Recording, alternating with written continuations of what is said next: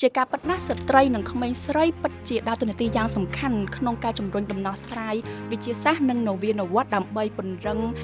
ដល់ប្រព័ន្ធស្បៀងកសិកម្មនៅក្នុងប្រទេសកម្ពុជា But for this International Day of Women and Girls in Science, I'm hoping that I have shared that every farmer is a scientist, every person working in agriculture and food, every person who's cooking your food, they are citizen scientists. ស្ត្រីគឺគាត់អាចដឹកនាំគាត់អាចកាត់ចង្កូតបច្ចេកវិទ្យានៅក្នុងពេលបច្ចុប្បន្នក៏ដូចជាពេលអនាគតផងដែរសម្រាប់កសិករកសិកម្មគឺជាជីវិតមិនមែនគ្រាន់តែជាអ្វីដែលគាត់និយាយឬក៏ការងារទូទៅទេហើយជាពិសេសតួនាទីស្ត្រីដែលជាដៃគូយ៉ាងសំខាន់ជាមួយបុរសក្នុងធ្វើកិច្ចការគ្រប់ជំហាននៃខ្សែចង្វាក់តម្លៃកសិកម្មក៏ដូចជាខ្សែចង្វាក់តម្លៃជលផលជាបឋមនេះខ្ញុំសូមគោរពជម្រាបសួរប្រិយមិត្តនិងទស្សនិកជនដែលកំពុងតាមដាន podcast ស្ត្រីគឺជាអ្នកទំនុកបម្រុងកម្ពុជាឬ She Fits Cambodia podcast នេះដែររៀបចំឡើងដោយអង្គការស្បៀងនិងកសិកម្មនៃសហប្រជាជាតិ FAO ប្រចាំកម្ពុជានិងដោយមានកិច្ចសហការជាមួយនឹងអគ្គនាយកដ្ឋានជលផលនៃក្រសួងកសិកម្មរុក្ខាប្រមាញ់និងនេសាទរួមជាមួយនឹងអង្គការ UN Women ក៏ដូចជាគម្រោងគុជផងដែរនាងខ្ញុំឈ្មោះរនុសាពិតជាមានកិត្តិយសណាស់ដែលមានតួនាទីជាអ្នកសម្របសម្រួលសម្រាប់ podcast ដ៏ពិសេសមួយនេះpodcast នៅថ្ងៃទី11ខែកុម្ភៈនេះត្រូវបានបំផុសគំនិតឡើងដើម្បីអបអរទិវាអន្តរជាតិស្ត្រីនិងក្មេងស្រីក្នុងវិទ្យាសាស្ត្រដូច្នេះហើយអង្គការ FAO ប្រចាំកម្ពុជាបានអញ្ជើញស្ត្រីនិងក្មេងស្រីឆ្នើមទាំងនៅក្នុងវិស័យរដ្ឋនិងឯកជននិងមកពីបណ្ដាដៃគូអភិវឌ្ឍន៍នានាតែកំពុងតែបំពេញការងារយ៉ាងសកម្មរបស់ខ្លួននៅក្នុងវិស័យវិទ្យាសាស្ត្រក៏ដូចជាស្បៀងកសិកម្មនៅក្នុងប្រទេសកម្ពុជាមកធ្វើជាវាគ្មិនកិត្តិយសផងដែរអញ្ចឹងកុំឲ្យខាតពេលយូរអនុញ្ញាតឲ្យរូបនាងខ្ញុំណែនាំវាគ្មិនកិត្តិយសរបស់យើងដូចតទៅវាគ្មិនទី1លោកស្រីកាំងឃីមអគ្គនាយិការងនៃអគ្គនាយកដ្ឋានជលផលនៃក្រសួងកសិកម្មរុក្ខាប្រមាញ់និងនេសាទវាគ្មិនទី2 Rebecca Bell តំណាងអង្គការស្បៀងនិងកសិកម្មនៃសហប្រជាជាតិ FAO ប្រចាំកម្ពុជារីឯវាគ្មិនទី3គឺលោកស្រីខុនសុភាអ្នកសម្របសម្រួលកម្មវិធីប្រចាំប្រទេសកម្ពុជារបស់អង្គការ UN Women និងវាគ្មិនចុងក្រោយគេគឺកញ្ញាជាសុធារតមន្ត្រីបច្ចេកទេសផ្នែកកសិឧតុនិយមនៃគម្រោងគុជជាការពិតណាស់ស្ត្រីនិងក្មេងស្រីពិតជាដើរតួនាទីយ៉ាងសំខាន់ក្នុងការជំរុញដំណោះស្រាយវិទ្យាសាស្ត្រនិងនវានុវត្តន៍ដើម្បីពង្រឹងដល់ប្រព័ន្ធស្បៀងកសិកម្មនៅក្នុងប្រទេសកម្ពុជាយ៉ាងណាមិញចំនួនស្ត្រីដែលជាអ្នកដឹកនាំនៅក្នុងវិស័យ STEM ក៏ដូចជាស្បៀងកសិកម្មហាក់ដូចជានៅមានតិចតួចនៅឡើយដូច្នេះហើយតាមរយៈបទពិសោធន៍ដែលចែករំលែកដោយវាគ្មិនកិត្តិយសរបស់យើងនាថ្ងៃនេះនាងខ្ញុំសង្ឃឹមថានឹងអាចជំរុញទឹកចិត្តឲ្យស្ត្រីក៏ដូចជាក្មេងស្រីសិស្សានុសិស្សចំនួនក្រោយឲ្យគាត់បន្តសិក្សានៅក្នុងជំនាញវិទ្យាសាស្ត្រក៏ដូចជាស្បៀងកសិកម្មនេះនៅថ្ងៃអនាគតឲ្យបានច្រើនអញ្ចឹងដោយសារតែខ្ញុំឆ្ងល់តាក់ទងទៅនឹងការប្រើប្រាស់ទិន្នន័យក៏ដូចជាបច្ចេកវិទ្យាដើម្បីគ្រប់គ្រងដល់ការអនុវត្តគោលនយោបាយជលផលអញ្ចឹងសំណួរដំបូងនេះខ្ញុំចង់សាកសួរទៅលោកស្រីកាំងឃីមចឹងនៅពេលដែលយើងនិយាយអំពីទិន្នន័យនិងបច្ចេកវិទ្យាក្នុងប្រព័ន្ធស្បៀងកសិកម្មពិសេសសម្រាប់ជលផលចំពោះទស្សនវិជ្ជាជាក់ស្ដែងនៅនឹងមូលដ្ឋានមានលក្ខណៈបែបណាដែរលោកស្រីហើយតើស្ត្រីមានតួនាទីអ្វីខ្លះនៅក្នុងកិច្ចការងារនេះផងដែរសូមអរគុណចំពោះសំណួរសម្រាប់អនុវិស័យជលផលក៏ដូចជាវិស័យកសិកម្មទាំងមូលគឺទិន្នន័យនិងបច្ចេកវិទ្យាមានសារៈសំខាន់ណាស់ហើយជាពិសេសតួនាទីស្ត្រីដែលជាដៃគូយ៉ាងសំខាន់ជាមួយបុរសក្នុងធ្វើកិច្ចការគ្រប់ជំហាននៃខ្សែចង្វាក់តម្លៃកសិកម្មក៏ដូចជាខ្សែចង្វាក់តម្លៃជលផលខ្ញុំនិយាយអំពីអង្គភាពនៃអគ្គនាយកដ្ឋានជលផលបច្ចុប្បន្នមន្ត្រីជានារីសមត្ថភាពត្រូវបានកសាងជាលំដាប់ហើយជាពិសេសបានយល់ដឹងពីការប្រមូលទិន្នន័យការគ្រប់គ្រងទិន្នន័យហើយនិងការប្រើប្រាស់ទិន្នន័យដើម្បីសម្រេចចិត្តធ្វើផែនការនិងគោលនយោបាយហើយលោកឧទាហរណ៍ដូចជាខ្ញុំផ្ទាល់បានសម្របសម្រួលក្នុងការរៀបចំប្រព័ន្ធគ្រប់គ្រងស្ថិតិជលផលបែប Digital ដែលគ្រប់គ្រងដោយគម្រោង Happy Cover ហើយនឹងមានចំនួនការជំនាញការជាអ្នកជួយកិច្ចការនេះមកពីអង្គការ FAO ហើយយើងធ្វើបានហើយឥឡូវនេះហើយមាននារីមន្ត្រីដែលជានារីបានជួយកិច្ចការនេះយ៉ាងសកម្មទាំងថ្នាក់ជាតិនិងថ្នាក់ក្រោមជាតិខ្ញុំសង្កេតឃើញថាមន្ត្រីនារីនៃអគ្គនាយកដ្ឋានជលផលបច្ចុប្បន្ន មានការយល់ដឹងច្រើនហើយជាពិសេសថ្នាក់ដឹកនាំក៏យកចិត្តទុកដាក់ហើយក្នុងថ្នាក់ដឹកនាំនៃអគ្គនាយកដ្ឋានជលផលមាននាងខ្ញុំជាអគ្គនាយករងយើងអាចថា 20% ហើយថ្នាក់ដឹកនាំនៃនាយកដ្ឋាននិងការិយាល័យមានប្រមាណ 20% ដែលនៃមន្ត្រីនារីប្រមាណ 20% ផងដែរនៃអគ្គនាយកដ្ឋានជលផលអញ្ចឹងគាត់ដើរតួនាទីសំខាន់ចំពោះនៅថ្នាក់សហគមន៍យើងមានសហគមន៍នេសាទដែលនៅតាមច្បាប់យើងអនុក្រឹត្យយើងក៏បានចែងនៅក្នុងថ្នាក់ដឹកនាំនៃគណៈកម្មការសហគមន៍នេសាទគឺយើងបានចែងលើកទឹកចិត្តស្ត្រីយ៉ាងតិច 20% អញ្ចឹងហើយគាត់ដើរតួនាទីសំខាន់ក្នុងការផ្ដល់ព័ត៌មានក្នុងការអប់រំសមាជិកកូនចៅរបស់គាត់ហើយក៏ដូចជាទីផ្សារដែលយើងដឹងហើយគឺស្ត្រីមានតួនាទីសំខាន់នៅក្នុងខ្សែចង្វាក់តម្លៃជលផលជាពិសេសការរៀបចំឧបករណ៍នេសាទរៀបរយម្ហូបអាហារផ្សេងមុននឹងផ្សេងឲ្យស្វាមីមុននឹងចេញទៅនេសាទហើយនឹងត្រឡប់មកវិញបានត្រីភរិយានិងស្ត្រីនឹងមានចំណេះដឹងជាទំនៀមទម្លាប់ប្រពៃណីដឹងថាអាចបែងចែកប្រភេទត្រីណាមានតម្លៃយ៉ាងម៉េចហើយទីផ្សារតម្លៃយ៉ាងម៉េចគាត់អាចឥឡូវនេះគាត់អាចប្រើរហូតដល់ទូរស័ព្ទដៃដែលជា Digital Telegram ដើម្បីដឹងថាព័ត៌មានដឹងតំណែងតំណងរកទីផ្សារយកទៅលក់នៅទីផ្សារអីជាដើមហើយមួយទៀតនៅថ្នាក់សហគមន៍យើងក៏មានការរៀបចំជាដូចជាការរៀបចំលក្ខន្តិកៈកិច្ចព្រមព្រៀងផែនការគ្រប់គ្រងរបស់គាត់អញ្ចឹងយើងឃើញថាស្ត្រីចាប់អារម្មណ៍ច្រើនមកចូលរួមដើម្បីផ្ដល់មតិយោបល់ក្នុងការសម្រេចចិត្តធ្វើអ្វីមួយតាក់នៅក្នុងផែនការរបស់គាត់ខ្ញុំឃើញថាដំណើរការនេះល្អហើយមួយទៀតចំពោះការចិញ្ចឹមត្រីវារីវកម្មស្ត្រីក៏ដើរតួនាទីសំខាន់នឹងសហគ្រាសកែច្នៃយើងឃើញតាមរយៈ Coffee Capture IPO គឺគ្រប់គ្រងនឹង Unido ឥឡូវនេះយើងបានបំពាក់ឧបករណ៍គាត់ទំនើបយើងថាបច្ចេកវិទ្យាទំនើបជាងមុនពីមុនយើងធ្វើបែបកែច្នៃហ្នឹងគឺថាប្រើសម្ភារៈបែបបុរាណទេតែឥឡូវគាត់មានដូចជាប្រព័ន្ធសម្ងួតប្រើសូឡាហើយការវិខ្ចប់ហើយគាត់យើងបាននាំគាត់យល់ដឹងថាតើគាត់ត្រូវរកទីផ្សារយ៉ាងម៉េចក៏រហូតដល់គាត់តំណែងទីផ្សារជាលក្ខណៈអន្តរជាតិផងដែរអញ្ចឹងឃើញថាជាសរុបមកយើងមានការល្អប្រសើរច្រើនទូនាទីស្ត្រីក្នុងការប្រើប្រាស់ទិន្នន័យព័ត៌មាននិងបច្ចេកវិទ្យាបច្ចុប្បន្ននេះចាសសូមអរគុណលោកស្រីដែលបានរៀបរាប់អំពីការងារលើកទឹកចិត្តស្ត្រីនិងក្មេងស្រីនៅក្នុងវិស័យនៅក្នុងប្រព័ន្ធស្បៀងកសិកម្មក៏ដូចជាពិសេសគឺខាងជលផលចំពោះសំណួរទី2ខ្ញុំសូមសួរទៅកាន់ Rebecca. So my question for you is that because earlier she mentioned about the use of data and technology in agri-food system. So my question is that as Cambodia's agri-food system have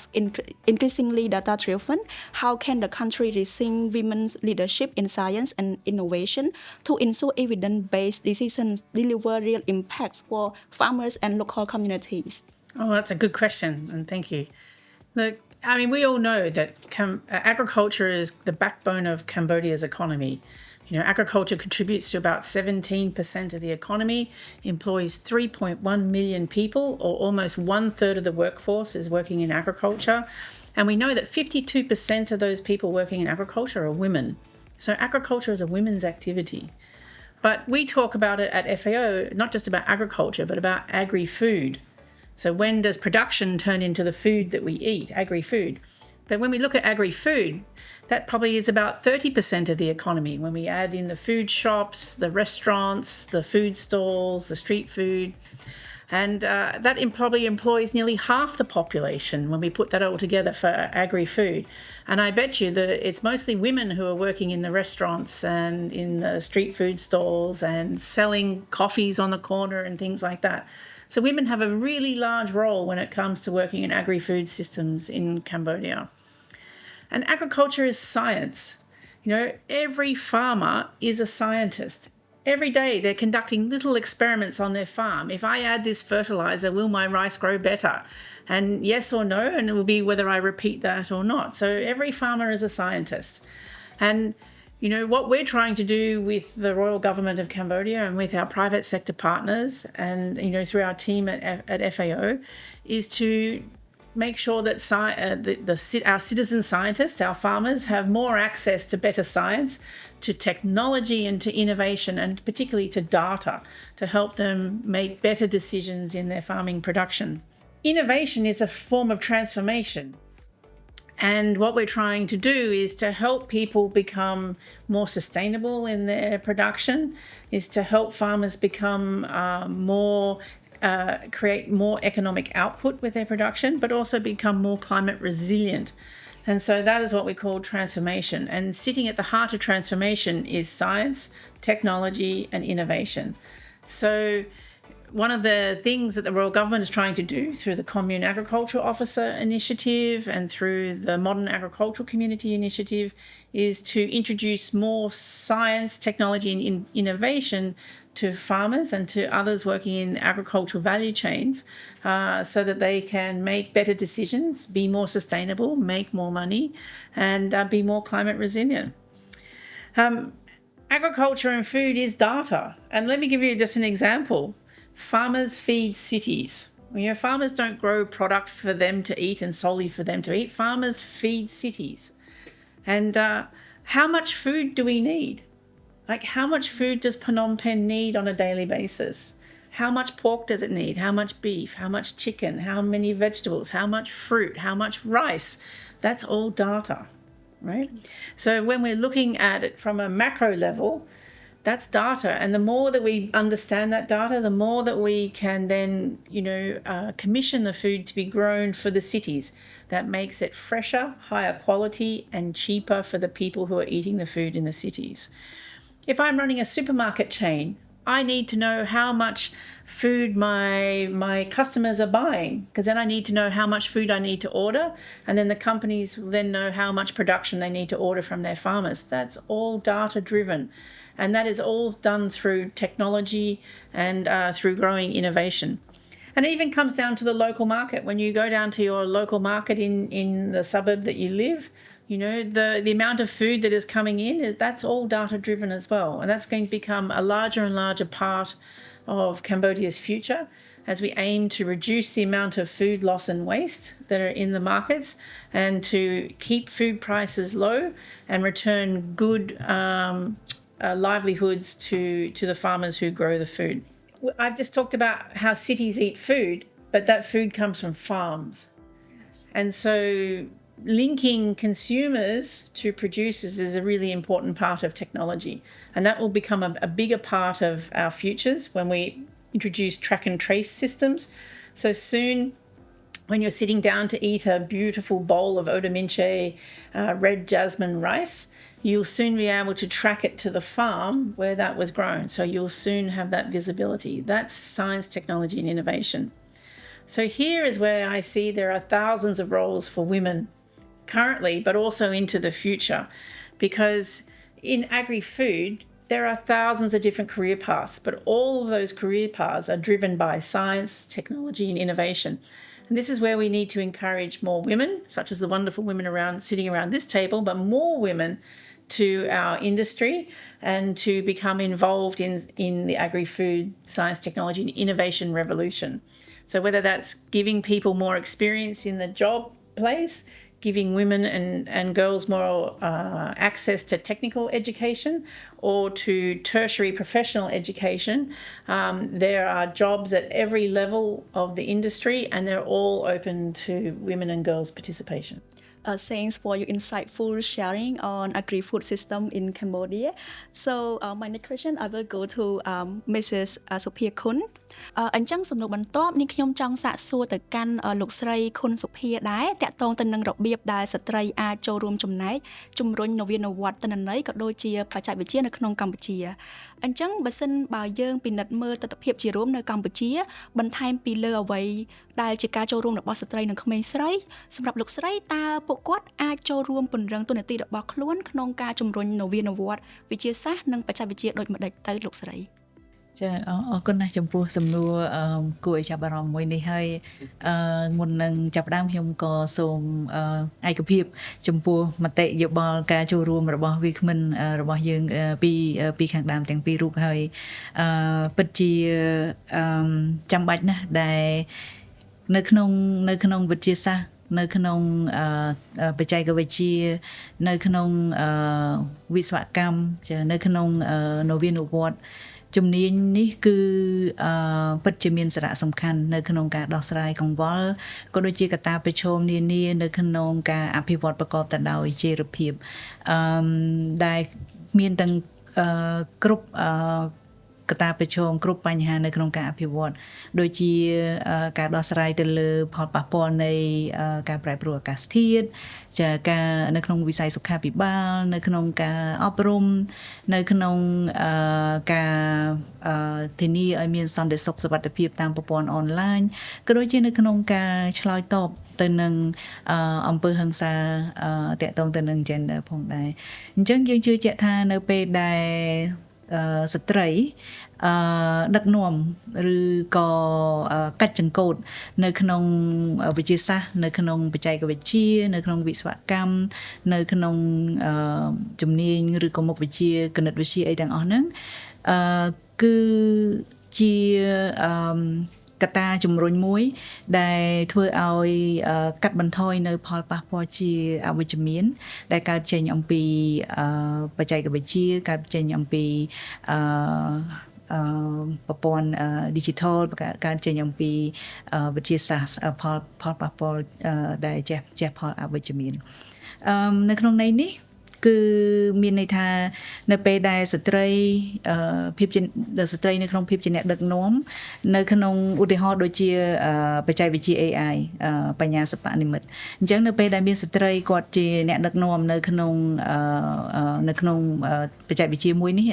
គឺនឹងធ្វើឲ្យមានការគិតចាការគូសវាសការអភិវឌ្ឍកម្មវិធី AI ហ្នឹងកាន់តែឆ្លុះបញ្ចាំងទៅបទពិសោធន៍ចម្រុះដែលស្ត្រីជួបប្រទះបរោះក្មេងស្រីក្មេងប្រុសដែលគាត់ជួបប្រទះជាដើមអញ្ចឹងវានឹងនាំឲ្យមានការកាត់បន្ថយនៅគម្លាតgender ហើយក៏នឹងនាំឲ្យមានការដោះស្រាយបច្ចេកវិទ្យា AI នឹងជួយឲ្យដោះស្រាយកង្វល់នៅក្នុងកិច្ចការងារអភិវឌ្ឍនឹងប្រកបទៅដោយសមភាពប្រកបទៅដោយឆ្លើយតបទៅនឹងតម្រូវការ gender ខុសគ្នាផងដែរមែនតើទៅដោយដែលលោកស្រីគីម Rebecca បានលើកឡើងហើយស្ត្រីគឺគាត់ជាអ្នកដែលមានគំនិតច្នៃប្រឌិតហើយជាអ្នកដែលវិទ្យាសាស្ត្រជាអ្នកវិទ្យាសាស្ត្រដែលមានភាពច្នៃប្រឌិតមានគំនិតច្នៃប្រឌិតរួចទៅហើយដោយដែល Rebecca បានលើកឡើងអញ្ចឹងហើយដោយដែលបងគីមលោកស្រីគីមបានលើកឡើងបាញ់ថាគាត់មានចំណេះដឹងបែបបុរាណប្រពៃណីរបស់គាត់គឺដឹងថាត្រីណាដែលមានតម្លៃខ្ពស់ត្រីណាដែលមានតម្លៃមធ្យមចាណៃណាដែលយើងត្រូវទុកហូបសម្រាប់គ្រួសារជាដើមអញ្ចឹងអានឹងគឺឆ្លុះបញ្ចាំងថាចំណេះដឹងរបស់គាត់នឹងគឺមានសារៈសំខាន់ណាស់ប៉ុន្តែជារឿយៗចំណេះដឹងបែបប្រពៃណីដ៏មានតម្លៃរបស់គាត់នេះគឺមិនត្រូវបានទាន់មើលឃើញឬក៏ទទួលស្គាល់ពេញលេញនៅឡើយទេជាក់ស្ដែងការអង្កេតថ្មីតកតងនឹង gender និងបរិស្ថានក៏បានបង្ហាញឲ្យឃើញនៅភស្តុតាងដូចដែលលោកស្រីគីមនិង Rebecca បានលើកឡើងដែរថាស្ត្រីដែលគាត់អាស្រ័យផលទៅនឹងធនធានព្រៃឈើក៏ដូចជាអនុផលព្រៃឈើគឺគាត់ហាក់ដូចជាប្រើប្រាស់នៅធនធានទាំងនោះប្រកបទៅដោយចីរភាពមានន័យថាម៉េចមានន័យថាគឺគាត់បានគិតគូរទៅដល់ការប្រើប្រាស់ដែលមាន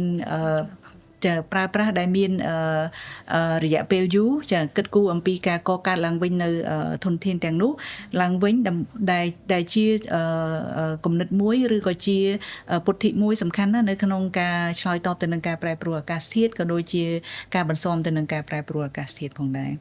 ហើយយើងឃើញថាវាមិនមានផ្លូវតែមួយនោះទេនៅក្នុងការធ្វើឲ្យមាន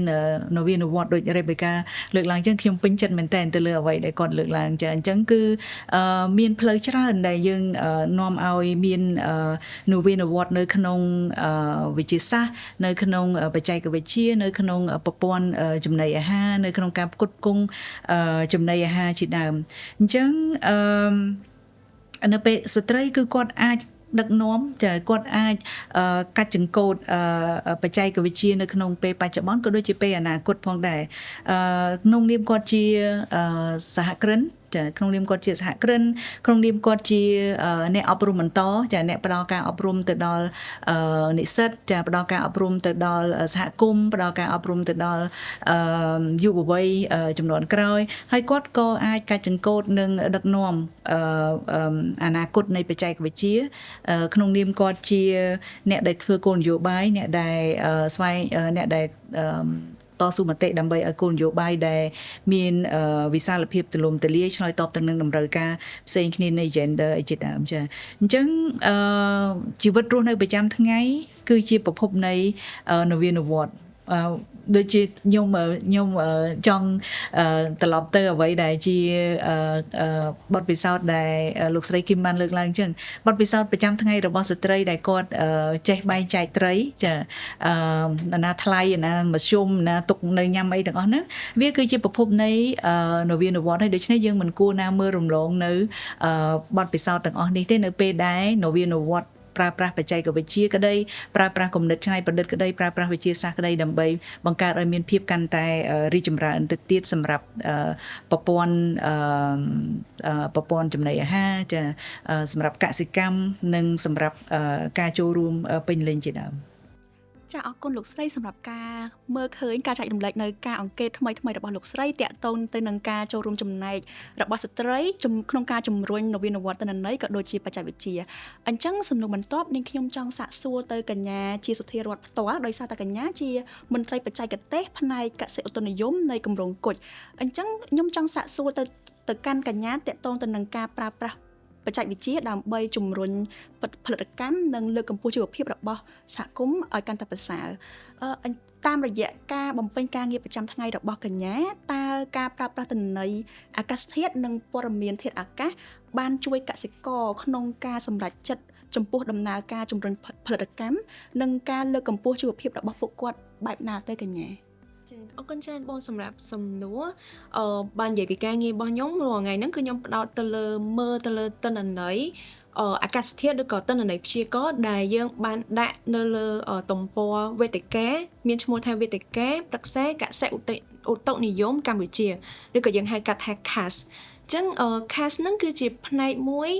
នៃសមាជិកទី1នៃគម្រោងកុដដែលយើងផ្ដោតទៅលើព័ត៌មានអាកាសធាតុចឹងនៅក្នុងហ្នឹងគឺតួនាទីរបស់ CAS ឬក៏គោលបំណងនៃការបង្កើតឲ្យមាន CAS ឡើងមកហ្នឹងគឺយើងចង់ប្រមូលទិន្នន័យធាតុអាកាសរាល់ថ្ងៃដូចមានអីកើតឡើងសីតុណ្ហភាពថយចុះឬក៏កើនឡើងនៅតាមតំបន់នីមួយៗក៏ដូចជាទិន្នន័យអាកាសធាតុរយៈពេលយូរដែលមាននៅក្នុងសកលរួចយើងយកទិន្នន័យទាំងអស់នោះមកវិភាគដើម្បីបង្កើតទៅជាការប្រឹក្សាយោបល់ឬក៏ជាដំបូន្មានផ្នែកកសិកម្មចឹងនៅក្នុង CAS ហ្នឹងគឺយើងផ្ដោតទាំងអាកាសធាតុអាកាសជាមួយនឹងកសិកម្មដោយ Rebecca គាត់បានលើកឡើងពាក់ព័ន្ធជាមួយនឹងកសិករអ្វីដែលយើងមើលឃើញគឺកសិករគាត់មានជំនាញកសិកម្មក្នុងការដាំដុះរបស់គាត់ហើយដោយបងនៅក្នុងក្រុមការងាររបស់ខ្ញុំគាត់តែងតែនិយាយថាសម្រាប់កសិករកសិកម្មគឺជាជីវិតមិនមែនគ្រាន់តែជាអ្វីដែលគាត់និយាយឬក៏ការងារទូទៅទេដោយសារតែអាហាររបស់ពួកគាត់គឺពឹងទៅលើចំណូលរបស់ពួកគាត់គឺពឹងទៅលើកសិកម្មទៅលើអ្វីដែលគាត់ដាំដុះអញ្ចឹងបាននិយាយពីជំនាញរបស់ពួកគាត់គឺពួកគាត់មានតែម្ដងគាត់ដូចជាអ្នកវិទ្យាសាស្ត្រហើយពួកគាត់អាចរៀនបន្ថែមពួកគាត់ប្រើ smartphone ក្នុងការរៀនតាម Facebook ក៏ដូចជាតាម YouTube ផ្សេងៗទាំងអស់អញ្ចឹងពីពាក់ព័ន្ធជាមួយនឹងជំនាញដាំដុះហ្នឹងគឺពួកគាត់មានហើយប៉ុន្តែអ្វីដែលកំពុងតែកើតឡើងនៅក្នុងពេលបច្ចុប្បន្នហ្នឹងគឺការប្រែប្រួលអាកាសធាតុចឹងនិយាយពីការប្រែប្រួលអាកាសធាតុជាទូទៅបើសិនជាពួកគាត់រៀនតែធ្វើដាំដុះតាមប្រពៃណីគឺអូខែនេះភ្លៀងធ្លាក់ឬក៏ខែនេះនឹងក្តៅប៉ុន្តែនៅពេលដែលមានការប្រែប្រួលអាកាសធាតុហ្នឹងគឺជាកត្តាធំមែនតើពេលខ្លះគ្រាន់តែខុសគ្នាមួយថ្ងៃពីរថ្ងៃហ្នឹងគឺអាចធ្វើឲ្យប៉ះពាល់ខ្លាំងមែនតើក្នុងការបដិសកូនស្រូវឬក៏បណ្ដុះដើមណាមួយដែលគាត់ជាដំណាំដែលគាត់ដាំឬក៏ពេលខ្លះទៀតគ្រាន់តែអាកាសធាតុហ្នឹងធ្លាក់ចុះត្រជាក់បន្តិចវាធ្វើឲ្យឱកាសនៃជំងឺផ្សេងៗហ្នឹងឬក៏សត្វល្អិតចង្រៃផ្សេងៗហ្នឹងអាចបង្កើតបានអញ្ចឹងទៅអាកាសធាតុហ្នឹងដើរតួនាទីសំខាន់ខ្លាំងនៅក្នុងពេលបច្ចុប្បន្នជាពិសេសនៅក្នុងការប្រែប្រួលអាកាសធាតុនេះ ដូចនេះហើយទៅនៅក្នុង cast របស់យើងឬក៏វេទិការបស់យើងហ្នឹងគឺយើងព្យាយាមបង្កើតទិន្នន័យឲ្យជាក់លាក់នៅក្នុងហ្នឹងគឺយើងព្យាយាមព្យាករណ៍ពាក់ព័ន្ធជាមួយនឹងទឹកជំនន់គ្រោះរាំងស្ងួតបន្ទាប់មកពាក់ព័ន្ធជាមួយនឹងព្យុះក៏ដូចជាកត្តាចង្រៃផ្សេងៗហើយការដែលយើងធ្វើការព្យាករណ៍ហ្នឹងគឺយើងព្យាករណ៍មិនត្រឹមតែយើងព្យាករណ៍ក្នុងរយៈពេលមួយ10ថ្ងៃទេតែយើងព្យាយាមធ្វើជាប្រចាំខែក៏ដូចជាប្រចាំរដូវផងដែរសម្រាប់ការធ្វើជាប្រចាំរដូវហ្នឹងគឺដោយសារតែមានការស្នើសុំពីកសិករដោយសារគាត់ចង់ដឹងថាតើខែប្រាំងឬក៏ខែវស្សាពេលនេះហ្នឹងកើតឡើងលឿនឬក៏កើតឡើងយឺតអញ្ចឹងទៅគឺគាត់អាចសេរីក្នុងការដាំដុះបានហើយសម្រាប់ខ្ញុំគិតថាវាជួយដល់ពួកគាត់ខ្លាំងមែនទែនពួកដូចគេតែនិយាយថាយើងអត់ឲ្យភ្លៀងកុំឲ្យរាំងបានទេប៉ុន្តែគឺយើងអាចផ្ដល់ពេលវេលាឬក៏ផ្ដល់ទិន្នន័យគ្រប់គ្រាន់ដើម្បីឲ្យពួកគាត់ត្រៀមខ្លួនក្នុងការដាំដុះរបស់ពួកគាត់អរគុណ ចាសូមអរគុណកញ្ញាសម្រាប់ការចែករំលែកតាក់ទងទៅនឹងសូមអរគុណមែនទែនចំពោះការចូលរួមរបស់កញ្ញាក៏ដូចជាក្រុមការងារដែលបានជួយដល់ប្រជាកសិកររបស់យើងនៅតាមបណ្ដាខេត្ត So back to Rebecca because earlier she talked about the use of technology for better production and better livelihood for our local farmers. So how does FAO Cambodia support women's participation and leadership in science and technology driven development in Cambodia as a whole? Well, I'm really glad that you've talked about the 4 betters. So the 4 betters are FAO's strategic framework, and they are better production, better nutrition, better environment, and better life for everybody living in rural environments. And so the way that we implement the 4 betters here in Cambodia through the Royal Government of Cambodia is through 6 technical programs. And if I could give you examples in each of those 6 technical areas of some of the wonderful digital and innovative work that we're doing, it will show you very much how science, technology and innovation are at the core of FAO's work, but also the wonderful work that the women of Cambodia are achieving at the moment. I'll start with agricultural value chains. It's probably our biggest area of work. But in that area, we're supporting the Ministry of Water Resources and Meteorology to roll out the national meteorology system and then to connect that to the Ministry of Agriculture, Forestry and Fisheries to create the agro-meteorology system. Farmers need to understand weather because that will make them decide whether they want to add fertilizer to their crop today. You know, is it going to rain? Is it not? Should I put the fertilizer or should I not? Am I going to waste my money or am I going to help my plants grow? These are all important decisions for farmers. And so understanding the weather and understanding what activities they should or should be doing that day is going to become more and more important as the weather changes with climate change. And so we are working with some wonderful women who are going to be going off to China very shortly to study a Masters of Meteorology. And they will be coming back and they'll become the core of Cambodia's meteorology and agro-meteorology departments within the government, and also being able to provide information to farmers through digital tools throughout the country in a really timely manner. So we're really excited about how this meteorology system is growing, and we're very proud to be supporting the development of that. And we've got some wonderful women sitting at the heart of that system. In our One Health and livestock production work, we have a lot of women who are now trained to run the government's laboratories, who are looking at the surveillance of animal disease across the country. It could be cows, it could be pigs, and it could be chickens, and particularly chickens with avian influenza, because that has a chance to impact people. So they're very busy working in the laboratories. When field veterinarians find sick animals, they take samples. Those samples come back to the government laboratories, and there's wonderfully trained scientists working in those laboratories who are looking for animal disease in Cambodia. Not only keeping people safe, but keeping the animals safe and productive. We also have in our data and digitalisation area, we have the Cambodian Agriculture Survey. The Ministry of Planning through the National Institute of Statistics is annually now conducting the Cambodia Agriculture Survey. And it's a real compliment to the Ministry of Planning that they're now doing this on an annual basis. That gives all of us the data that we need to make decisions in agriculture and in food. And we can make so many decisions about the support to farmers or to infrastructure or to particular commodities because of the information we get. But there are women leading the rollout of the Cambodian Agricultural Survey now, which is now done digitally as well. And that is going to grow and grow further as we add more and more machine learning and AI to get further insights out of that data. In our food system governance area, we work a lot on food security and nutrition policy, but we can only do that when we have the statistical data that we need from both the health sector and the agriculture sector. And so bringing all of that together requires people with economics understanding, agronomy understanding, health understanding, and they bring all that information together to create the country's food security and nutrition policies. And that gives the government then the power to be able to create laws or policies that will influence the private sector and the types of food that you get to eat or not eat, and how much it costs and things like that. And so there's wonderful women working in food security and nutrition analysis and policy. In our fish and aquaculture area, there has been so much work done, and I think Ms. Kim sits at the very heart of a lot of the work that's happening in fisheries and aquaculture. But some of the work that we've done through the recently closed Catfish program, which was sponsored by the European Union, we've seen the training of over 200 female fishery officers. And they've been trained in so many different things, but including GIS mapping of Cambodia's fisheries, habitat mapping. And when we talk about habitat mapping, it's about what's happening under the water, not what we can see above the water, what's happening under the water. So there's been a lot of work done by the fisheries officers. And then also things like vessel monitoring systems. So Cambodia is now monitoring its whole marine fleet. And so that we can see where they're fishing and where they're not fishing and keeping vessels out of protected areas. And there's a wonderful team of marine fishery officers who are working on those sorts of initiatives. And then finally, in our forest, land and water area, one of the things that we're spending a lot of time working on is carbon governance.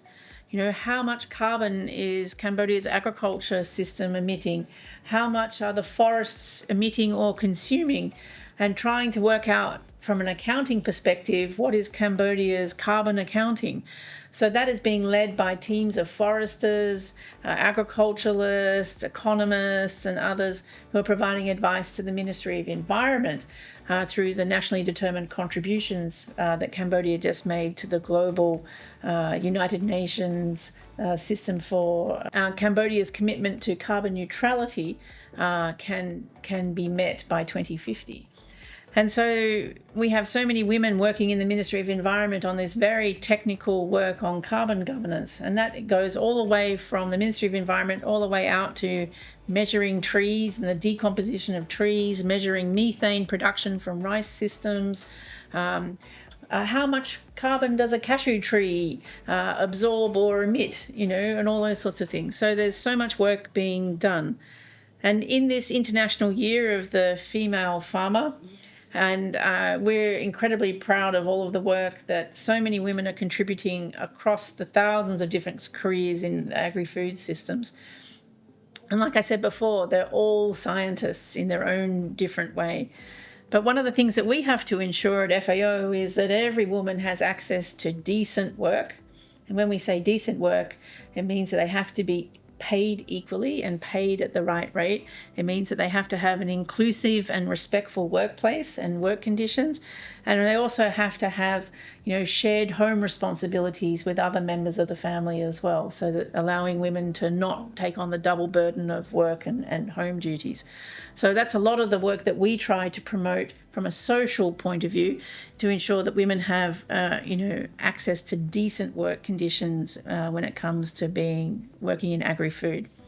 But for this International Day of Women and Girls in Science, I'm hoping that I have shared that every farmer is a scientist, every person working in agriculture and food, every person who's cooking your food, they are citizen scientists. And so there's a role for science, technology, and innovation for every person, and particularly every woman working in agri-food systems. Yes, thank you, Rebecca and FAO team for your contribution to the help the Cambodia's development and even expand the opportunities for our students to continue their master degrees. Yes អញ្ចឹងសំណួរបន្ទាប់នាងខ្ញុំចង់សាកសួរទៅកាន់លោកស្រីសុភាដែរចំពោះតើមានការប្រែប្រួលអ្វីខ្លះទាំងនៅកន្លែងការងារក៏ដូចជាផ្នែកអប់រំឬការផ្ដល់តម្លៃពីសង្គមដែលនាំឲ្យមានការផ្លាស់ប្ដូរគួរឲ្យកត់សម្គាល់ទៅដល់ស្ត្រីនិងក្មេងស្រីក្នុងការដឹកនាំនិងជំរុញនវានុវត្តន៍វិទ្យាសាស្ត្រនិងបច្ចេកវិទ្យារបស់ខ្លួនចាបានស្ដាប់ឮនៅអ្វីដែល Rebecca ទៅតែចែកម្លែកមិញគឺគួរឲ្យមានមោទនភាពណាចំពោះកិច្ចការដែល UN ជាពិសេស FAO បានចូលរួមចំណែកនៅក្នុងការងារអភិវឌ្ឍហើយជាពិសេសផ្ដោតទៅលើការចូលរួមរបស់ស្ត្រីនៅក្នុងប្រព័ន្ធកសិកម្មក៏ដូចជាប្រព័ន្ធកែច្នៃអាហារជាដើមអញ្ចឹងគឺជាការពិតតើតើនឹងសំណួរដែលអូនបានចោទសួរអំបញ្ញមិញការអប់រំគឺមានសារៈសំខាន់ណាស់ហើយការអប់រំគឺជួយឲ្យមានជំនាញមានសញ្ញាបត្រគ្រប់កម្រិតចាកម្រិតគ្រប់កម្រិតដែលវាមានសារៈសំខាន់សម្រាប់ឲ្យស្ត្រីនិងក្មេងស្រីគាត់បោះជំហានចូលទៅក្នុងការងារវិជ្ជាជីវៈនៅក្នុងវិស័យវិទ្យាសាស្ត្របច្ចេកវិទ្យានវានុវត្តន៍ជាដើមអញ្ចឹងសួរតើការអប់រំនៅក្នុងមហាវិទ្យាល័យឬនៅក្នុងសាលាហ្នឹងវាគ្រប់គ្រាន់តែប៉ុណ្្នឹងគ្រប់គ្រាន់អាចឲ្យស្ត្រីគាត់នឹងចាប់យកឱកាសដែលមានឬក៏យើងមានតម្រូវការបន្ថែមទៀតជាការពិតគឺជំនាញបន្ថែមទៀតដូចជាជំនាញភាពជាអ្នកដឹកនាំជំនាញនៅក្នុងការបង្កើនបណ្ដាញសម្រាប់ក្រុមគឺមានសារៈសំខាន់ណាស់ដើម្បីឲ្យស្ត្រីនិងក្មេងស្រីគាត់កសាងនៅទំនុកចិត្តកសាងនៅបណ្ដាញសម្រាប់ពេលដែលគាត់ចូលទៅក្នុងវិស័យការងារនៅក្នុងបច្ចេកវិទ្យានៅក្នុងវិទ្យាសាស្ត្រនោះគឺគាត់នឹងមានបណ្ដាញរឹងមាំមួយសម្រាប់ស្វែងរកការគ្រប់គ្រងក៏ដូចជាជួយគ្នាទៅវិញទៅមកនិងពង្រីកនៅចំណេះដឹងបទពិសោធន៍របស់ខ្លួនផងដែរដូច្នេះការទទួលបាននៅឱកាសការទទួលបាននៅការចូលរួមពេញលេញនោះវាគឺជាជំហានមួយដែលសំខាន់ដែរចាអញ្ចឹងដោយថាបើសិនជាបើយើងមើលទៅលើការទទួលបាននៅចំណេះដឹងវិទ្យាសាស្ត្របច្ចេកវិទ្យាអញ្ចឹងបើសិនជាអត់មានឱកាសអត់មានកុំព្យូទ័រអត់មាន smartphone ឬក៏អត់មាន tablet នៅក្នុងការប្រើប្រាស់ទេអាហ្នឹងក៏ពិបាកនៅក្នុងការឲ្យគាត់ពង្រីកនៅចំណេះដឹងក៏ដូចជាជំនាញតាក់ទងនឹងបច្ចេកវិទ្យាតាក់ទងនឹងវិទ្យាសាស្ត្រពាក់ព័ន្ធនេះផងដែរអញ្ចឹងជាការសំខាន់នៅក្នុងការគេហៅថា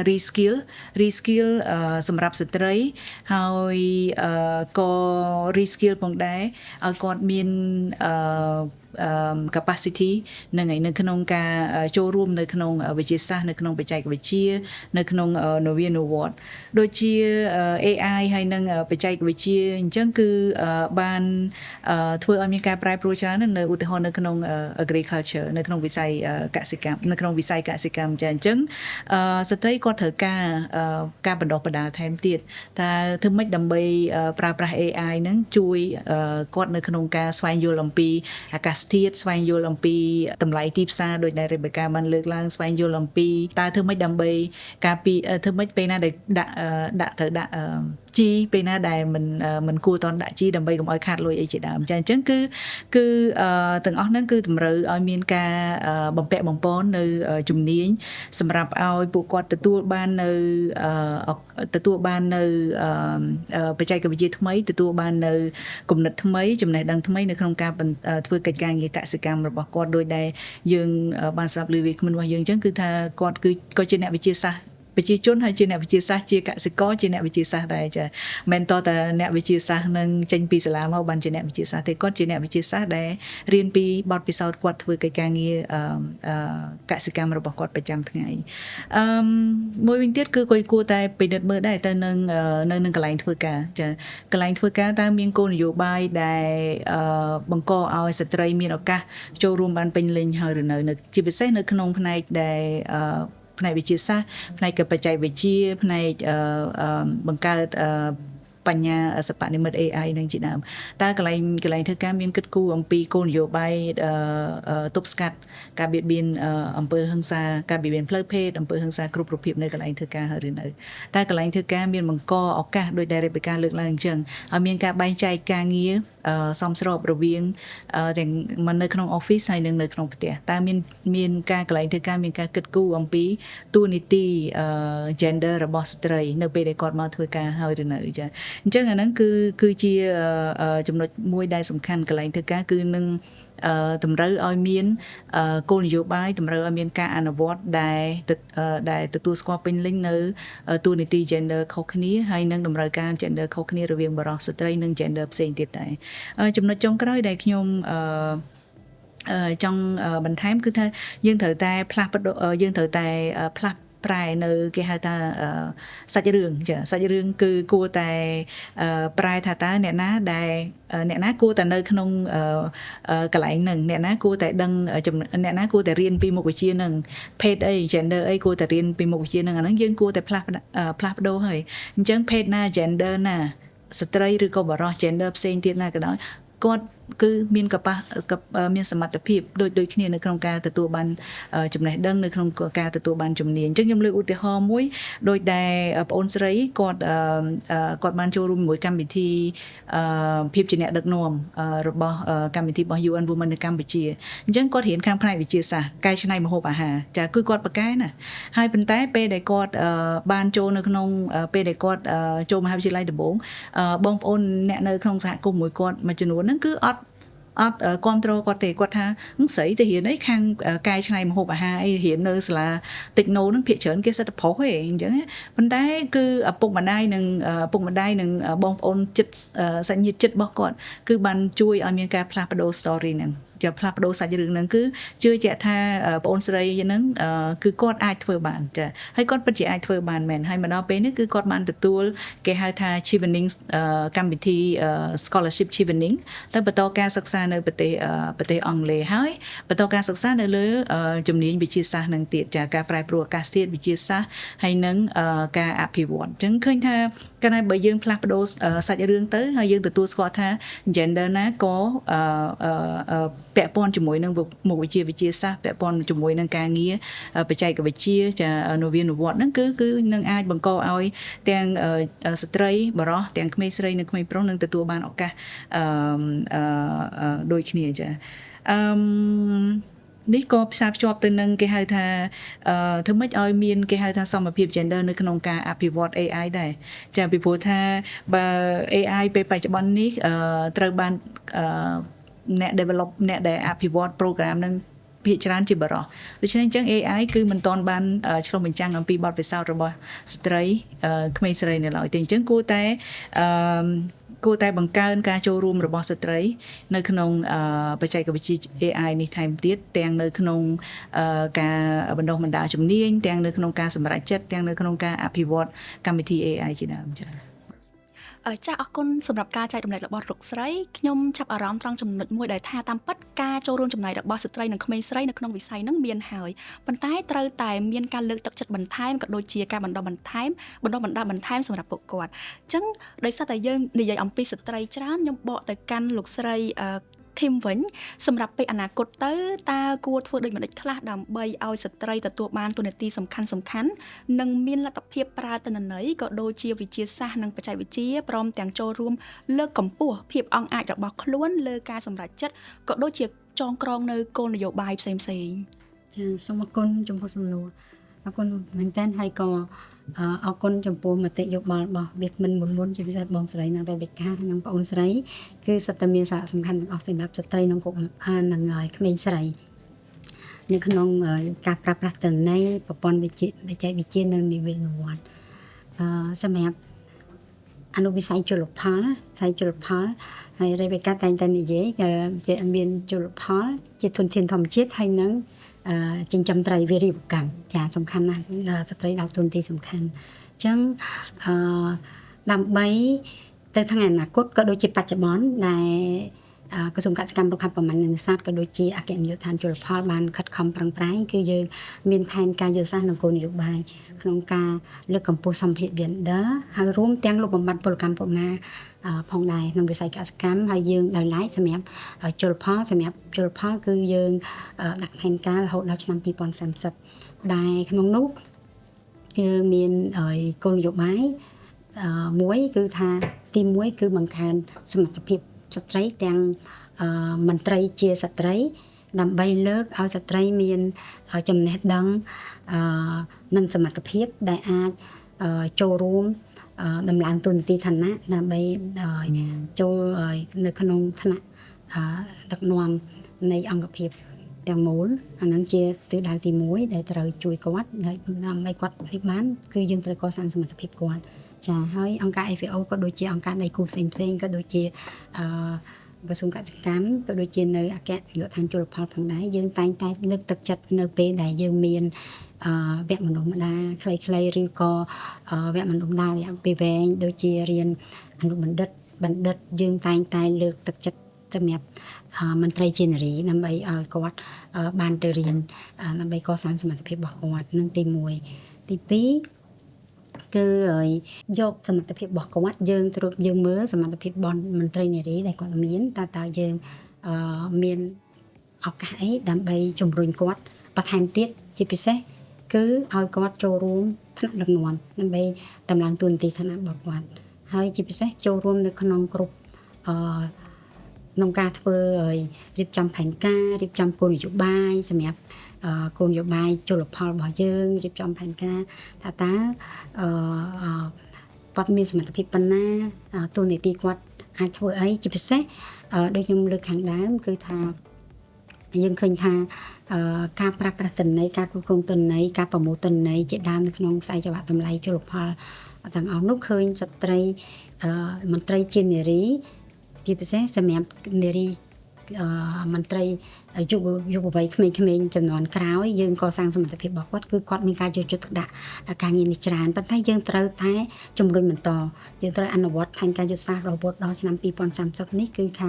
យើងចង់ឲ្យកសាងសមត្ថភាពគាត់ឲ្យបានខ្ពស់បន្ថែមទៀតប៉ុន្តែមិនមែនកសាងសមត្ថភាពសម្រាប់មន្ត្រីដែលចូលរួមក្នុងវិស័យនេះទេប៉ុន្តែប្រជាពលរដ្ឋយើងនៅមូលដ្ឋានមានអ្នកនេសាទមានកសិករចិញ្ចឹមត្រីមាននៅថ្នាក់មូលដ្ឋានដែលជាអ្នកផលិតចាដ៏សំខាន់គឺមានតាំងមេដាបេដាជាពិសេសជាស្ត្រីមេដាហើយនឹងក្មេងស្រីនៅថ្នាក់មូលដ្ឋានយើងតែងតែយកចិត្តទុកដាក់ដើម្បីកសាងសមត្ថភាពរបស់គាត់ហើយឲ្យគាត់យល់ដឹងពីការប្រាស់ថាទិន្នន័យ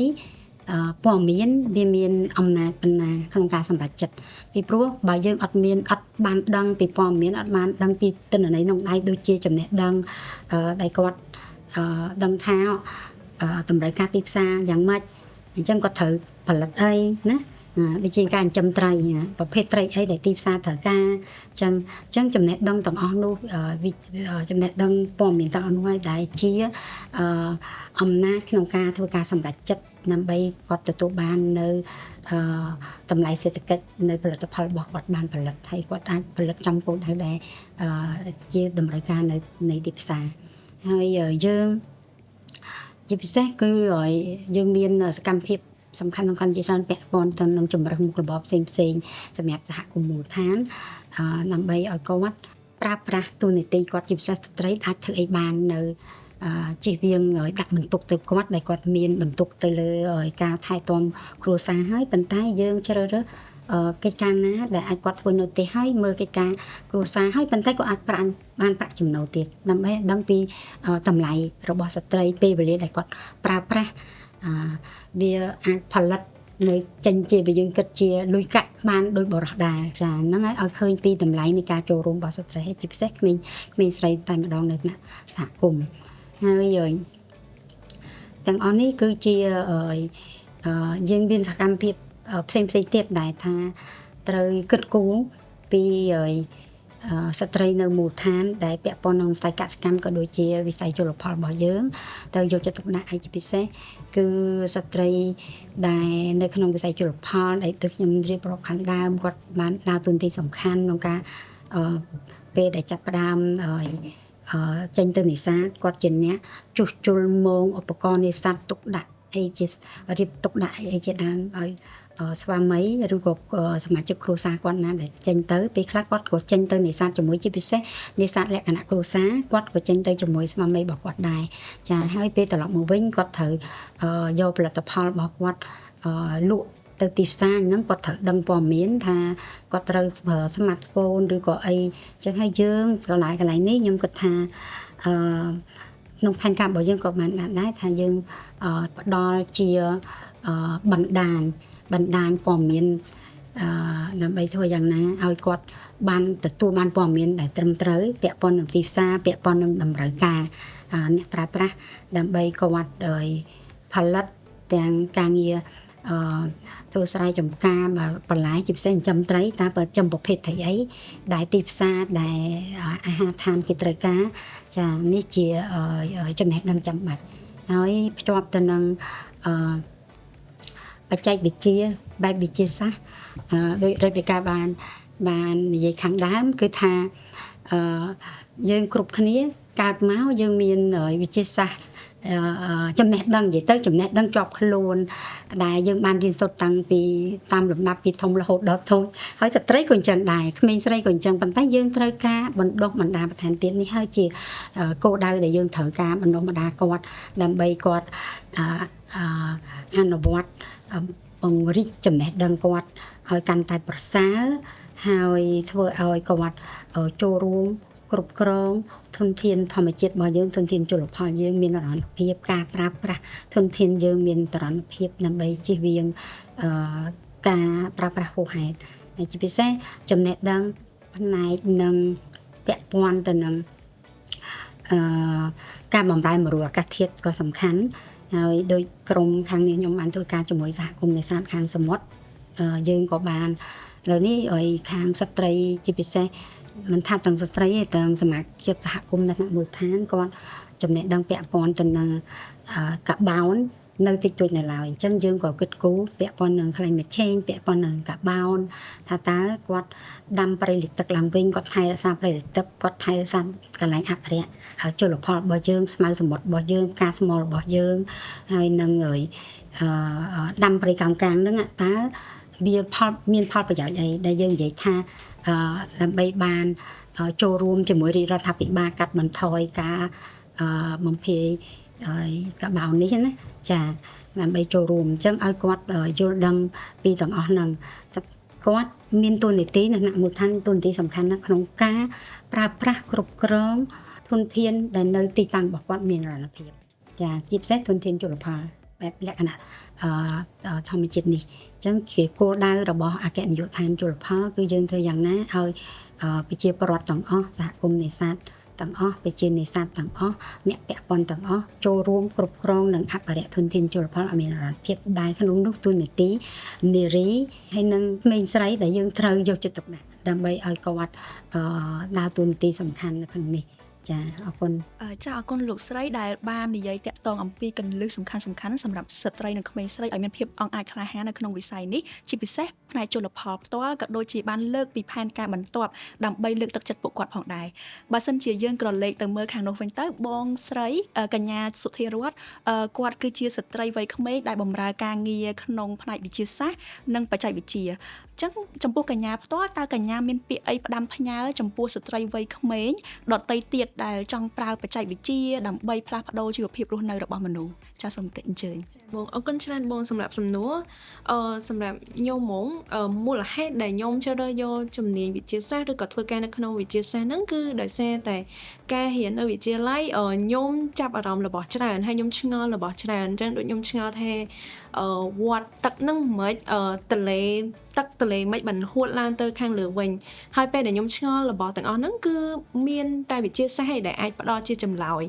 ហើយទោះបីជាវិទ្យាសាស្ត្រអត់បានផ្ដល់ជាចម្លើយពេលខ្លះដោយសារតែសំណួរមួយចំនួនវិទ្យាសាស្ត្រក៏អត់ទាន់បានរកឃើញនឹងផ្ដល់ចម្លើយដែរប៉ុន្តែខ្ញុំសង្កេតមើលឃើញថាជាទូទៅ វិទ្យាសាស្ត្រអាចជាឧបករណ៍មួយឧទាហរណ៍ថានៅពេលដែលយើងចង់ដឹងអីមួយយើងប្រើប្រាស់ tool ដូចជាយើងសួរសិនថាយើងចង់ដឹងពីអីបន្ទាប់មកយើងបង្កើតជាសមិទ្ធកម្មថាវាអាចនឹងជា1ឬក៏2 3បន្ទាប់មកគឺយើងចាប់ផ្ដើមធ្វើពិសោធន៍មើលថាតើវានៅក្នុង1ឬក្នុង2ក្នុង3ហើយហ្នឹងគឺជាលក្ខណៈពិសេសរបស់វិទ្យាសាស្ត្រហើយបន្ទាប់ពីខ្ញុំឃើញថាវិទ្យាសាស្ត្របានផ្ដល់ចម្លើយបែបហ្នឹងឲ្យខ្ញុំច្រើនទៅខ្ញុំក៏សម្រេចចិត្តទៅបន្តការសិក្សារៀនផ្នែកខាងវិស្វកម្មទឹកនិងបរិស្ថាននៅសាលា Techno នៅក្នុងពេលហ្នឹងខ្ញុំកាន់តែឃើញច្បាស់ជាងមុនទៀតថាបើយើងនិយាយពាក់ព័ន្ធជាមួយនឹងវត្តទឹកពីមុនធ្លាប់តែរៀនពីរំហួតទឹកភ្លៀងធ្លាក់មកតែដល់ពេលចូលទៅដល់រៀនដល់ថ្នាក់បញ្ញាបត្រយើងមើលឃើញថាវាស៊ីជម្រៅខ្លាំងមែនតើដូចពេលនិយាយពីអាកាសធាតុពេលនិយាយពីធាតុអាកាសគឺយើងអត់អាចនិយាយតែពីកម្ពុជាបានទេយើងត្រូវនិយាយពីពិភពលោកទាំងមូលយើងអត់អាចនិយាយត្រឹមតែទឹកនៅលើដីទេយើងត្រូវនិយាយតាំងពីទឹកនៅក្នុងដីយើងត្រូវនិយាយតាំងពីទឹកនៅក្នុងខ្លួនប្រាណរបស់មនុស្សរបស់សត្វរបស់រុក្ខជាតិបន្ថែមទៀតចឹងហើយពេលហ្នឹងហើយដែលធ្វើឲ្យខ្ញុំកាន់តែចាប់អារម្មណ៍បន្ថែមហើយជាពិសេសទៅលើរឿងការប្រែប្រួលអាកាសធាតុពេលមានការប្រែប្រួលអាកាសធាតុទៅគឺមានបញ្ហាច្រើនមែនតើហើយក្នុងដូចគេធំនិយាយថាមនុស្សយើងគឺ sensitive ជាមួយនឹងអាកាសធាតុដែរបើមិនជាឡើងមកបន្តិចចុះមកបន្តិចអីគឺអាចបង្កមានបញ្ហាច្រើនចឹងទៅធ្វើឲ្យខ្ញុំកាន់តែចាប់អារម្មណ៍ទៅខ្ញុំបាន apply scholarship របស់ FAO ទៅលើមុខជំនាញ hydrometeo ដែលយើងសិក្សាពាក់ព័ន្ធជាមួយនឹងជលសាស្ត្រហើយជាមួយនឹងអូតុនិយមដើម្បីសិក្សាស៊ីជំរឹកបន្ថែមទៅលើអាកាសធាតុជាមួយនឹងទឹកផ្សេងៗទាំងអស់ហ្នឹងហើយខ្ញុំគិតថាមូលហេតុទាំងអស់នេះហើយដែលធ្វើឲ្យខ្ញុំបានចូលរួមនៅក្នុងវិស័យនេះកាន់តែច្រើនហើយពេលដែលចូលទៅក៏ឃើញដូចអីដែលបងបានលើកឡើងអញ្ចឹងគឺយើងឃើញមានគម្លាត gender ពេលនិយាយពាក់ព័ន្ធជាមួយនឹងគម្លាត gender ហ្នឹងគឺវាជាបញ្ហា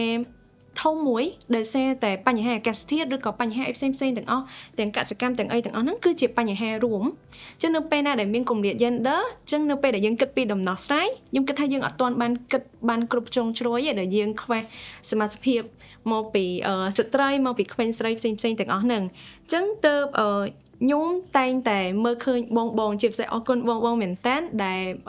បានខ្លាចជាគំរូមួយដែលឲ្យខ្ញុំគិតថាក្មេងស្រីដទៃទៀតពេលដែលឃើញបង even Rebecca គឺយើងមើលឃើញថាយើងអាចធ្វើបានទោះបីជាយើងជាស្ត្រីក៏ដោយហើយនេះគឺជាខ្ញុំគិតថាជា inspiration មួយសម្រាប់ខ្ញុំក្នុងការបន្តជំនាញក្នុងវិស័យវិទ្យាសាស្ត្រហើយត្រឡប់មកវិញពាក់ព័ន្ធជាមួយនឹងសារទៅកាន់ក្មេងស្រីដទៃទៀតខ្ញុំគិតថាពួកគាត់មានសិទ្ធិក្នុងការជ្រើសរើសជំនាញណាមួយក៏ដោយមិនត្រឹមតែថាវិទ្យាសាស្ត្រឬក៏សង្គមទេគឺពួកគាត់មានសិទ្ធិក្នុងការជ្រើសរើសនៅអ្វីដែលគាត់ស្រឡាញ់នៅអ្វីដែលគាត់ចង់រៀនប៉ុន្តែខ្ញុំសង្ឃឹមថាការជ្រើសរើសរបស់គាត់នឹងមិនត្រូវបានកំណត់ដោយសារតែគាត់ជាភេទស្រីឬក៏កំណត់ដោយ gender ណាមួយទេដោយសារតែវិទ្យាសាស្ត្រគឺសម្រាប់មនុស្សគ្រប់គ្នាហើយសំខាន់មែនតើក្នុងវត្តមានរបស់ស្ត្រីនៅក្នុងផ្នែកវិទ្យាសាស្ត្រដោយសារតែយើងនឹង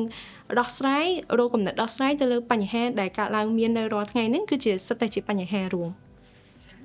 ចឹងខ្ញុំសូមអរគុណបងហើយក៏សូមអបអរសាទរដែរដែលបងទទួលបានអាហារូបករណ៍ដើម្បីទៅសិក្សាថ្នាក់អនុបណ្ឌិតបន្តនៅឯប្រទេសខាងក្រៅចឹងជាចុងក្រោយដោយសារតែពេលវេលាយើងមានកំណត់ចឹងខ្ញុំអាចសុំជាសារដោយសារតែថ្ងៃនេះថ្ងៃ11កុម្ភៈយើងអបអរទិវាអន្តរជាតិស្ត្រីនិងក្មេងស្រីក្នុងវិទ្យាសាស្ត្រចឹងខ្ញុំសូមចាប់ផ្ដើមពីបងស្រីមុនចា៎ចាសសូមអរគុណសម្រាប់សារចុងក្រោយមានតែខ្ញុំអំពាវនាវជាពិសេសស្ត្រីខ្លួនឯងនិងក្មេងស្រីត្រូវយល់ដឹងពីតម្លៃខ្លួនឯងក៏ដូចបរិសុទ្ធដែរកុំភ័យខ្លាចក្នុងការចូលរួមកសាងសមត្ថភាពខ្លួនទាំងវិទ្យាសាស្ត្រទាំងការងារសង្គមនិងទាំងការងារគ្រួសារដើម្បីអភិវឌ្ឍខ្លួនឲ្យមានការរីកចម្រើនអញ្ចឹងសំខាន់ណាស់គឺទឹកចិត្តស្ត្រីហើយដៃគូដៃបរោះក៏ត្រូវតែលើកចិត្តដែរជាពិសេសសមាជិកក្នុងគ្រួសារហើយចំពោះនៅអង្គភាពធ្វើការក៏អញ្ចឹងត្រូវយល់ពីតម្លៃគ្នារវាងបរោះនិងស្ត្រីយើងមានតម្លៃដូចគ្នាហើយយើងត្រូវអនុវត្តសមធម៌ gender ដើម្បីលើកទឹកចិត្តលើកស្ទួយការអភិវឌ្ឍអង្គភាពក៏ដូចជាគ្រួសារក៏ដូចជាសង្គមជាតិឲ្យមាន ការរីកចម្រើនអញ្ចឹងសរុបមកតួនាទីស្ត្រីនិងបុរសគឺមានសារៈសំខាន់ណាស់ ចាសូមអរគុណលោកស្រីអញ្ចឹងសូមបន្ទាប់សូមលោកស្រីសុភាសូមក្រុមអញ្ជើញ ចាប្រសិនបើស្ត្រីត្រូវបាននៅតែបន្តមិនបានចូលរួមពេញលេញនៅក្នុងការតាក់តែងឬក៏អភិវឌ្ឍកម្មវិធីតាក់ទងទៅនឹងវិទ្យាសាស្ត្រតាក់ទងទៅនឹងបច្ចេកវិទ្យាទេនោះគឺវិសមភាពគឺនឹងកើតមកនៅតែបន្តកើតមានហើយកើតមានជាអូតូចឹងហ្មងចាអញ្ចឹងណាអញ្ចឹងក្នុងន័យនេះមានន័យថាដើម្បីធ្វើឲ្យវិទ្យាសាស្ត្រនិងបច្ចេកវិទ្យារួមទាំង AI នឹងធ្វើទៅ work សម្រាប់ទាំងអស់គ្នាមានអត្ថប្រយោជន៍ទទួលបានផលសម្រាប់ទាំងអស់គ្នានោះគឺយើងចាំបាច់ណាស់ដែលស្ត្រីនៅកម្ពុជាក្មេងស្រីនៅកម្ពុជាមានឱកាសចូលរួមបានពេញលេញទាំងមិនត្រឹមតែជាអ្នកប្រើប្រាស់ទេគឺជាអ្នកដែល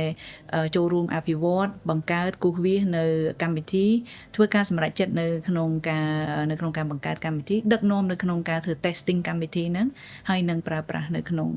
ការបង្កើតកម្មវិធីបច្ចេកវិទ្យាវិទ្យាសាស្ត្រដែលពាក់ព័ន្ធនឹងផងដែរដោយដែលអូនសុធារតបានកំពុងតែចូលរួមយ៉ាងសកម្មនៅក្នុងវិទ្យាសាស្ត្រជាពិសេសតាក់ទងនឹងការគ្រប់គ្រងទឹកតាក់ទងទៅនឹងការ